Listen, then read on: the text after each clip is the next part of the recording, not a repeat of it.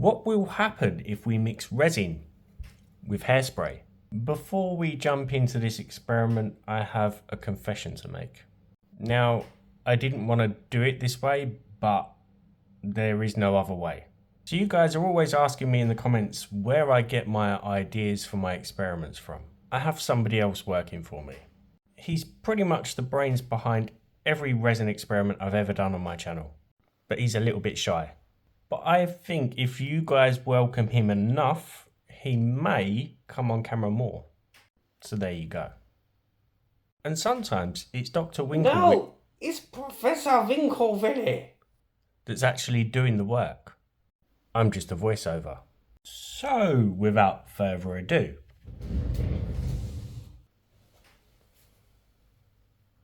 hello? Is it working? Yeah, I've already hit record. Hello?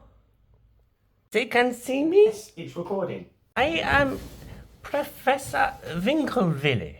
Like the Winkel of the Ville. I am the brains of the resin. Half of the brains. I have helped this man who locks me in the cupboard. It's a very small cupboard. Guys, don't listen to him. He just wants sympathy. Shall we experiment? Is it time for the cupboard? Not yet, because I need your brains for this one. What are you doing, Dan? Again, pirates, professor. Princess next? Don't. Right, we are back with another crazy resin art experiment. Don't try this at home. I don't know what's going to happen here. But you've seen me create some crazy new techniques by combining different ingredients with UV resin. One of them was dipping resin we created using the tiniest amount of PVA, clear PVA glue in our UV resin. That was in hashtag 192, I believe. And we stopped glitter sinking with that exact experiment in the next video, which is hashtag 193. I don't think anything's going to happen, but I'm going to run two different experiments here. What I want to see is what this will do if I, one, spray it on the back of my UV resin, and two, if I mix it in with my UV resin. So I just picked this up in my local shop. That is the brand. Of course, there is a big a big notice there on hazards and what to do's and what not to do's. But we're going to mix them and see what happens. And you can also see that long list of ingredients, and it does actually contain water. So whether that's going to have any adverse effects on the resin, we are going to find out. And out comes my favorite mold. As mentioned, first experiment, we are going to be spraying the hairspray on the back of our resin. The resin I'm using today is the Resin Rockers Clear Hard type. Not sure if this is even going to work. If it does, I don't know whether the viscosity of the resin is going to make a difference. It's just an experiment. So I'm going to begin by filling this heart cavity here. Now this is an old mold. It's not the cleanest of molds, because once I've kind of used the mold for so long and it's lost its shine, that mold then becomes an experiment mold. So I've just slid my mirror base for my lamp underneath my mold. Otherwise, I'm likely to forget. So I'm going to do this. I've reminded him. With one spray first, and then I'm going to cure it, see what it does, and then I'm going to increase the amount of hairspray just out of interest to see if, you know, more hairspray does more, or if anything at all, really. So I'm going to just spray the surface with one spray. This is probably going to go everywhere in my mold. That will do, one spray. And then I'm going to get out my beast of a lamp and cure that for the usual time, 2 minutes with the beast. Okay. What I could see when it was curing is that it's got like a texture on the back. See that texture? it's dry. Looks like there's some bubbles from the spray, like dimples. Not so much bubbles. There were bubbles, but they've popped where the resin has cured. But it's given a really interesting texture to that. Right, we're going to run the same experiment again, but we're going to increase the hairspray. So I've poured my resin.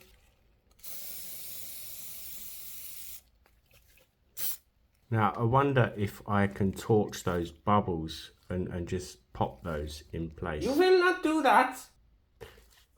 Don't do that, guys. He was going to. I'm just playing around. This is highly flammable. You do not want to put flames near this at all. You should be the one in the cupboard, not me.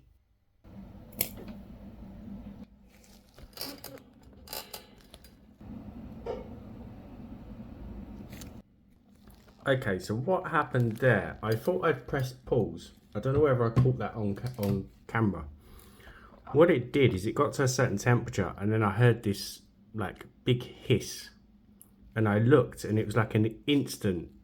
It did it twice. It was like an instant reaction. Like it almost sounded like the resin had fractured.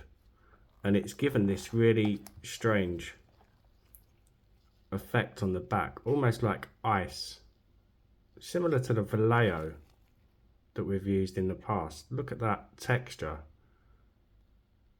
But it kind of did make me jump.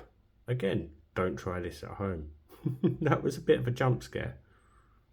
I didn't know what was going on there. And that is the chemicals basically frying on the back of the resin and reacting. And it feels quite hot. So I'm going to put that to one side. Let that cool down. But I am going to turn this, probably both of these, into something and just see what they come out like. And I'm probably going to use my nail powders that you've seen me use before. I think they could be really interesting with this kind of effect. Right, maybe I'll try one in between, because I did spray quite a bit in there and only a little bit in there. I think we kind of need an in the middle comparison, don't we? So I'm going to do another one. So this time less. And I'm going to keep it rolling just in case it does that thing again. I'll put my mask on and turn on my light.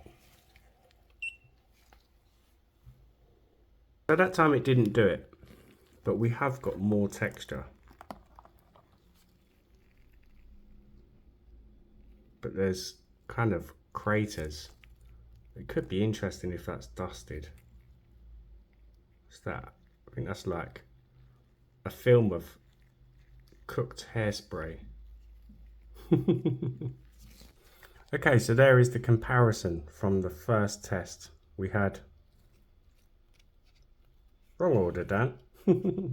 We had one small spray, we had a large one, and then we had the in-between, which kind of should go there really with the amounts. Now for the next experiment, mixing the hairspray in with the resin. I'm quite nervous.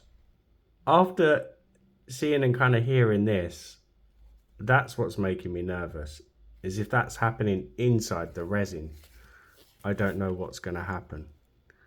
I'm not even measuring, I'm just going to pour some of my UV resin in there.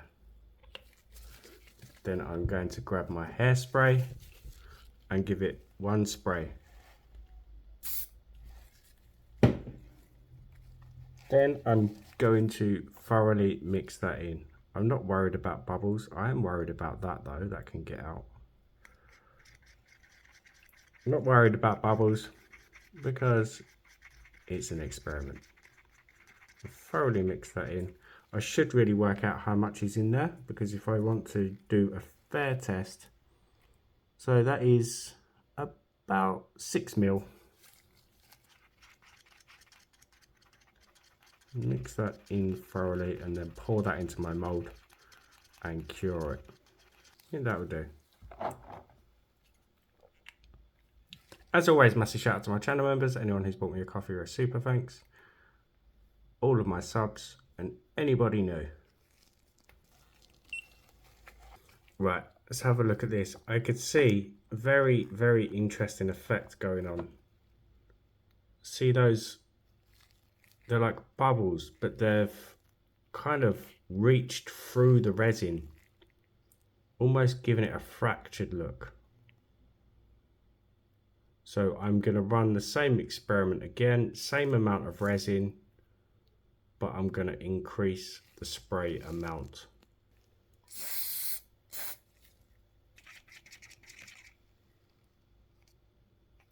So you can see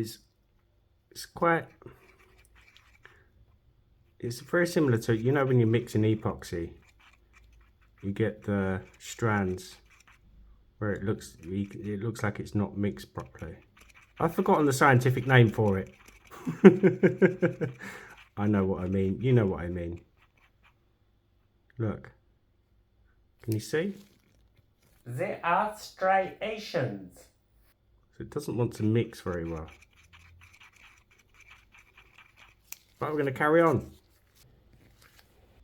That's definitely given more of a cracked effect. Look at that. That is pretty crazy. It looks messy at the moment, but I'm sure I can do something with this. It's very, very odd.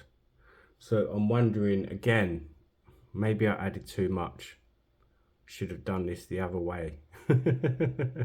So I'm going to try again with a little bit less than that, I think. The thing is with experiments like this, guys, is you don't know. You don't know kind of how much to add. So that's why I've gone kind of over. I should have really maybe done 2 sprays and then 3 sprays. But, you know, I'm not thinking that way. It's just an experiment. That's all it is.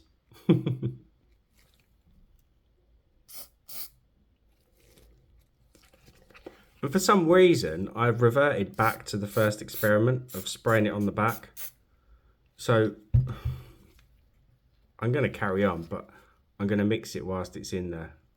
It's not really a fair test, but I'm already committed to it now. There's no point wasting that resin. Right, so this one looks like a mix between the two. We've got that texture on the back, and we've also got those strange looking, you see them? Really, really strange, like a crystal effect. So we've got 3 ways of creating really strange results. Look at them, they're like dead straight. See that? Very, very crystal-like. That's crazy.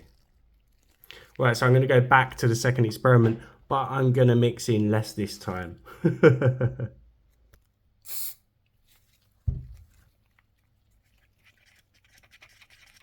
So, although I think I used less.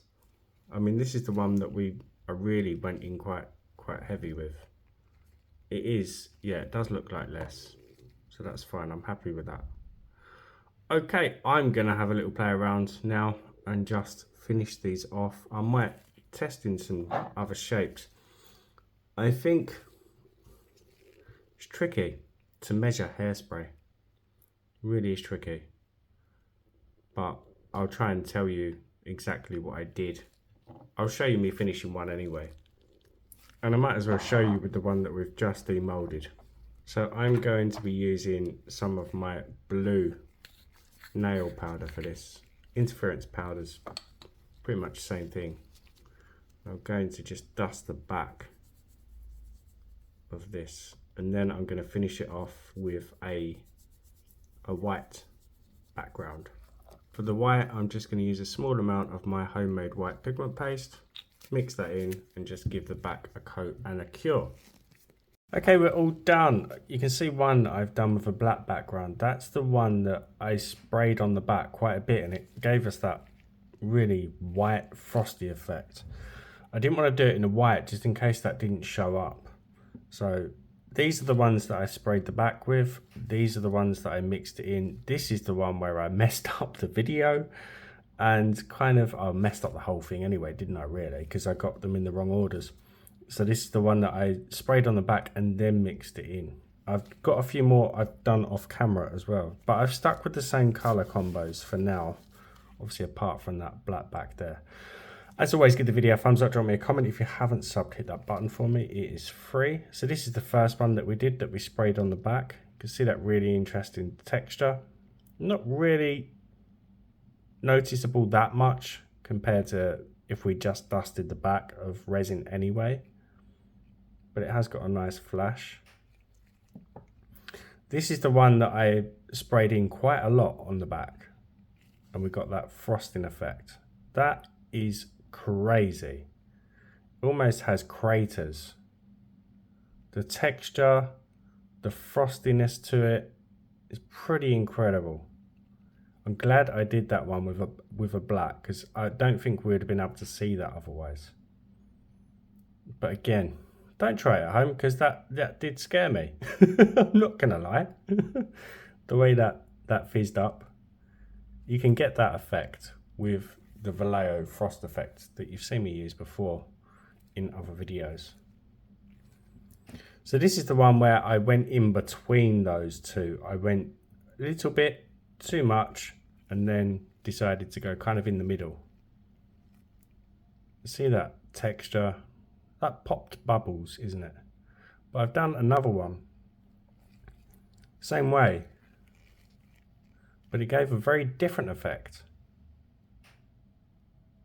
I just let that one sit a little bit longer before I introduced the lamp, so some of those bubbles could pop themselves. But look at that, it has a much better flash to it in all directions compared to the typical flash that you get when you tilt from side to side. This one kind of wants to flash everywhere. It's crazy.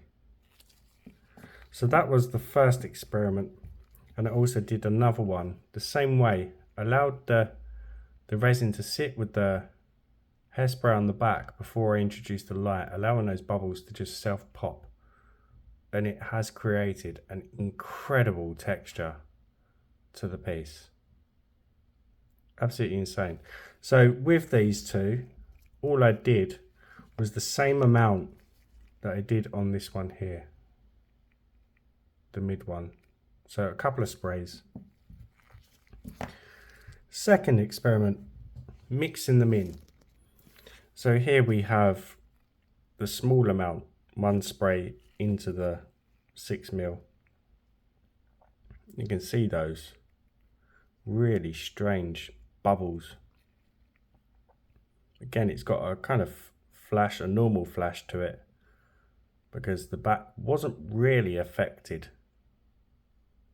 It was mainly just the actual inside of the resin, but it does give a natural moonstone look to it. This was the second one. This was lots. What I noticed when I was placing them down is that this one is very, very thick in comparison to the others. But what's happened is the heat has caused the hairspray particles and bubbles to expand, and that's kind of gone a bit out of shape due to that. It's rock solid, it's not soft. It has a really crystal effect to it. It could do with sanding and top coating, because there is kind of a texture on the front, if you can see that. But I have done another one off camera where I did sand it and finish it off, and I'll show you, it's incredible. So that was that one. So that was too much. And this was the third one where we kind of went in between those again. But I really do apologize. Again, it's an experiment. I don't know what I'm doing. Look at that. How stunning is that? Look at that blue, the way it pops, and those bubbles again. Bubbles can be good in resin. And that's not your normal kind of effect that you get if you just poured bubbly resin. This is something different. The way that it kind of goes perfectly, kind of, is it up or down? I don't know. What way are the bubbles going?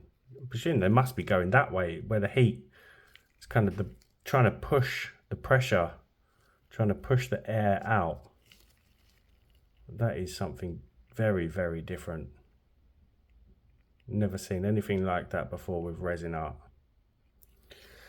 So this one I did an oval one, same way, mixing it in. Again, you've got those long bubbles. The flash, not overly fond of it. It looks, if you look at it in the right light though, it looks very alien-y, almost like a Petri effect, but in a very, very different and new way. Like a Petri bubble effect, maybe that's what we can call it. But I would need to play around with this a lot more before I think it's safe. Look at that. That is crazy. I could stare at that for hours. Again, I could do with a sand down. See that ickiness there? I think my mold, I just didn't clean my mold out properly. I'm going to do that in a minute and then show you at the end with that finished. This is one that I did exactly the same way as this one, but a little bit less hairspray, so it didn't expand as much. And then I sanded that down because it had the same issue. Sanded it down and gave it a top coat, but look. Another crazy experiment that's given us. See the way the purple highlights inside those small channels? Right, I'm going to quickly finish this one and I'll show you. So I'm just going to use a 600 grit over the whole piece until it's really matte. So this is what it looks like matte. Now you can see some areas where I need to sand that down a little bit more. If I wasn't to do that and I was to top coat this, what can happen, similar to fish eyes, is that the resin might not want to sit on these tiny shiny patches and it will kind of separate on the surface, causing us issues. So we do need the whole piece to be as matte as this all over. So I need to sand that a bit more. And then what I'm doing is just with some alcohol, wiping it over to check. And then it dries and shows you where you need to sand a bit more. So that's what it looks like matte. And that in itself is still incredible. I love the way matte resin can look with these kind of nail powders in the background. You've got those silhouettes of those air bubbles, which makes it look even more natural. Now just using some painter's tape just to double check and make sure there's nothing on the surface. Now you could be thinking, Dan, you could have just polished that. Yeah, I could have done. I could have just got out my pink stuff and given it a good rub for a few minutes to really bring that up to a nice shine. But sometimes I just prefer to do it this way, just to give it a really, really nice shine. But I do like it matte now. I'm committed. And that's just a mini pyramid mold, upside down. It's my preference. It's the way I like to do it. And then I just apply my UV resin over the top. And then using a clean stick, I just work that over the surface until the whole thing's covered. Not too much, because otherwise it's going to start dripping off the sides. You don't want that. Less is best. And I've said this before with stuff like this, don't do it where there's any natural light coming in through, say a window or a door, because that is going to start curing your resin and cause you even more issues. Once you're happy, give it a cure. You might want to give it a water cure after an initial cure as well, because it's been sitting there for some time. Any oxygen could have inhibited the surface of the resin, and what that can do is once you've cured it, it can be sticky. So take it from the bottom, put it in some water, doesn't matter the temperature, cold water will do, and cure it for another minute. That's all done. I have to say, since having this lamp, I've not had sticky resin once. Touch wood. There it is. Those really do remind me of the Petri effect. That is crazy. Just needs gluing in the bezel. Yeah, hope you enjoyed the video and the experiment. Pretty incredible results. I'm loving this. This effect is something else. Right, I will see you for the next one. Bye for now. I will not go back in the cupboard. Look, let's just see how many people like you first. Then we'll go from there. Please like the video and subscribe. Please help Professor Winklevilly stay out of the cupboard. I will say goodbye now. Yeah. Goodbye.